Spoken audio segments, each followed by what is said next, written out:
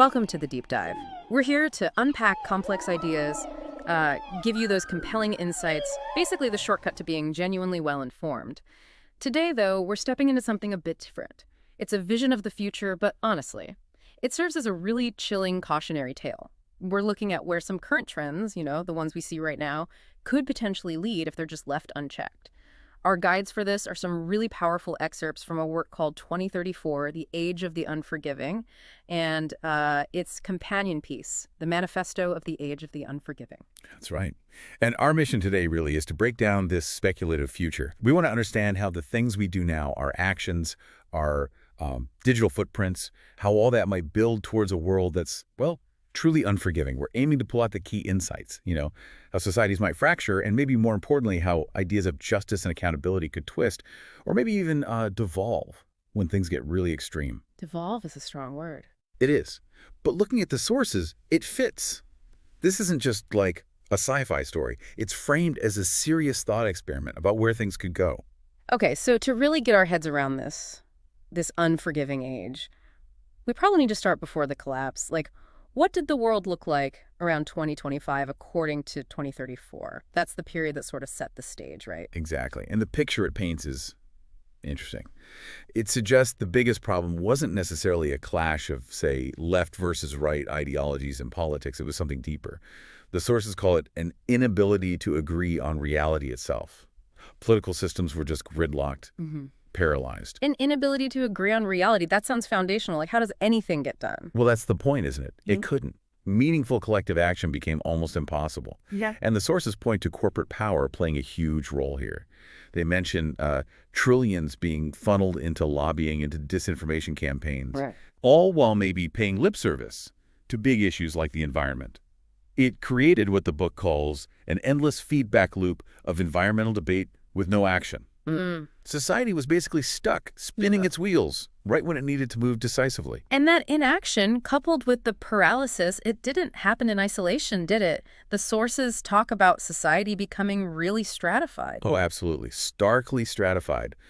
The term used is a fortress of multi-tiered wealth. A fortress? Yeah. You had this, privileged few living in fortified, climate-controlled sanctuaries, seemingly safe, cut off from the mess. Yeah. But then everyone else, the vast majority, they were facing the direct results of that inaction, rising tides and failing crops. Wow. So not just rich and poor, but physically separated from the consequences. Precisely. And that breeds resentment, right? A really deep, simmering sense of injustice between those who could buy their way out of the crisis and those who were just stuck. And into that world, this divided, gridlocked world, our digital lives suddenly become incredibly important, critically important even.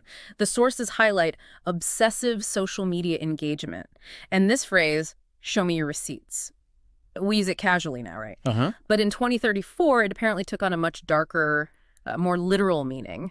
How did that happen? It's a really key point because you had this weird duality.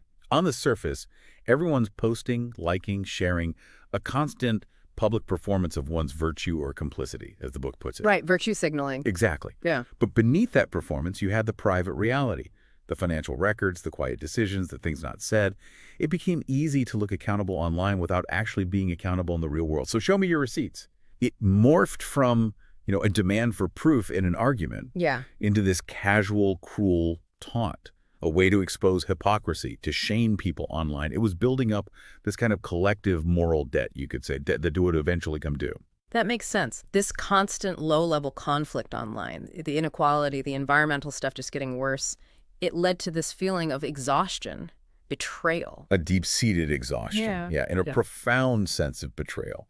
But what's interesting is who people felt betrayed by. It wasn't one clear enemy. It was, according to the text, a diffuse network of inaction. Was fuse, meaning? Meaning it was everyone and no one. The silent politicians, the complicit corporations, the religious leaders who preached patience instead of action. It was this feeling that the whole system, all the institutions you were supposed to trust, had failed. Utterly. So that sense of betrayal, that simmering anger, what finally tipped it over? What caused the actual collapse? The sources point squarely to the mid-21st century. The environmental consequences just became unavoidable, undeniable. The oceans had risen, crops failed in cycles of flood and drought. The physical reality broke through the denial. And with that, trust just evaporated completely. Everything large-scale, Governments collapsed. Yeah. International treaties dissolved into finger-pointing and profiteering. Even institutions like organized religions, the sources say, were exposed as complicit, having blessed wars, financed empires, preached patience while things fell apart. Wow. A total systemic failure. Total. So people retreated, cities fractured, they pulled back into smaller units, enclaves, tribes, fortified communities. The authors call it a return to feudalism, not by choice but by collapse. Survival mode, basically. And it's out of that chaos, those ashes, that the tribunals emerge. Exactly. Yeah. From the ashes emerged the tribunals. And this wasn't just a new court system, it was a fundamental shift. Okay, so this is where it gets really different. The judge in these tribunals, it's not a person, right? It's something else entirely. Not even close to a person. This is maybe the most chilling part. The judge was an algorithm, known only as the ledger. The ledger. And think about what fed it. It wasn't just like recent data. The text says it was fed on centuries of digital memory. All of it. Social media posts, financial records, photographs, donations, protest attendance, voting patterns, every breadcrumb of a life archived in the cloud. Every breadcrumb processed by an algorithm. An algorithm likely using sophisticated AI, pattern recognition, able to see connections, omissions, hypocrisy on a scale no human could, making its judgment essentially inescapable. So no human bias, maybe, but also no human nuance. Mercy. None. The verdicts were instant, binary, and absolute guilt or innocence. That's it. There were no juries, no appeals. Final. Utterly final. Designed for efficiency, perhaps, but brutal. And the core ethic. It came straight from that pre-collapse online world. No mercy for the merciless. Show me your receipts. Wow. And the trials themselves, were they hidden away? No, quite the opposite. They were public events. Every enclave held regular tribunals in their community squares. Like a town meeting, but terrifying. Screens would flicker to life, showing a citizen's history. The ledgers scrolling through their receipts, what they said when the forests burned, where their money flowed when children starved, what silence they maintained when their voice could have mattered. A public accounting of your entire life. Laid bare. If the ledger found you innocent, you were released. Simple. But if guilty, punishment was administered immediately. No waiting. Immediately, what kind of punishment? The sources are blunt. There was no imprisonment. The tribunal's philosophy was justice deferred was justice denied. And there's this other stark detail. People who somehow avoided having much of a digital footprint, the unknowns, they had a specific role. Which was? They were responsible for incinerating the punished. God. Yeah. It wasn't about rehabilitation. The manifesto, Article 2, states it clearly. Justice is not corrective. It is cleansing. Cleansing. That takes accountability to a place I can barely imagine. Yeah. And it didn't stop at the individual, did it? This idea of generational guilt is something else. It really is. And it shows how engineered this new society was meant to be. It wasn't enough to judge the individual. Adult children and spouses of the guilty were also condemned, complicit by inheritance of privilege. The idea was, you benefited from the old corrupt system, so you share the guilt. So your family's past could condemn you, regardless of your own actions. It seems so. The implication is that loyalty had to be shifted entirely away from the family, the old ways, and towards the new collective, the enclave. It's a terrifying redefinition of community. And the most disturbing part of that, for me reading the outline, was the role of children. Minor children. What did they have to do? This is perhaps the peak of the unforgiving aspect. The sources state that minor children were forced to administer punishment upon their parents. Forced to punish their own parents. Why? What could possibly be the justification for that? It was framed as a test, a proof of their loyalty to the new and better future. It was a ritualistic act, a public severing of the old corrupt lineage. By performing this horrific act, the sources say, they were reborn into the unforgiving world.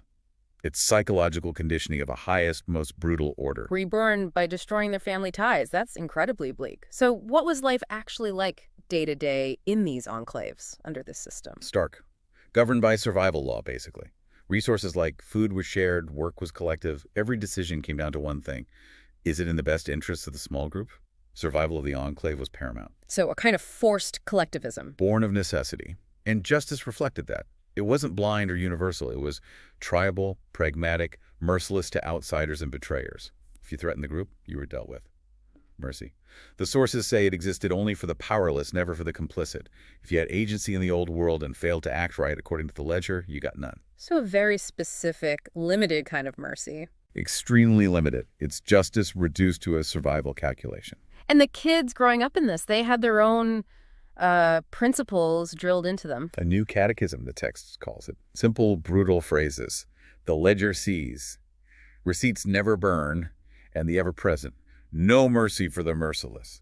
These were the foundational truths. It sounds completely rigid, totally controlled, but even in a system like that, did doubts ever creep in? They did. The sources mentioned unease, even fear beneath the surface. Whispers spread in the dark. Some people started to worry, maybe the ledger itself had become corrupted. Maybe the algorithms weren't neutral after all. Maybe they reflected the biases of those who first coded it. The classic AI bias problem, but with immediate lethal consequences. Exactly. Or others wondered, had they just swapped one tyranny for another? Had the unforgiving generation, in tearing down the old world, birthed a new tyranny worse than the one before? But questioning it was dangerous. Extremely. Because in this system, few dared to question openly. Why? Because questioning was silence, and silence itself was guilt. If you weren't actively supporting the system, you were potentially against it. And the ultimate threat was always there. The ledger remembered everything. Chilling. So that really defines it then. The age of the unforgiving, where forgiveness is almost non-existent, conditional, always needing proof, those receipts. And mercy is just selective, reserved only for those deemed truly powerless. Humanity carries on, but it's futile, fractured, bound by this cold, algorithmic justice. An age, as the book says, where compassion had limits, but memory had none. And underpinned by those manifesto principles, no organized religion, no organized politics, anything larger than the small group is corruption. Right. It all circles back to those core slogans, no mercy for the merciless, show me receipts. That's the foundation of this entire terrifying world. Okay, so let's bring this back. For you listening to this deep dive, what's the takeaway? We've walked through this age of the unforgiving, starting from a world recognizably like ours around 2025, and seeing how it descends into collapse in this ledger-driven justice. It really is a scary, cautionary tale. It starkly highlights what could happen with unchecked environmental issues, the immense power of our digital histories, and what happens when human mercy gets eroded, maybe even extinguished. And it leaves us with a really unsettling thought to chew on, doesn't it? In our world right now, where every word, every click, every silence potentially leaves a permanent receipt, what are we actually building? What's encoded into the digital fabric of our lives, maybe without us even realizing it? What's the real cost of absolute, unblinking, unappealable accountability? And how do we make sure that our desire for justice, which is understandable, doesn't somehow end up crushing compassion? Maybe even creating a new, colder kind of tyranny in the process. It really makes you think about how our definitions of mercy and justice might hold up in a world that remembers absolutely everything. Especially when, as the story warns, the ledger is always watching.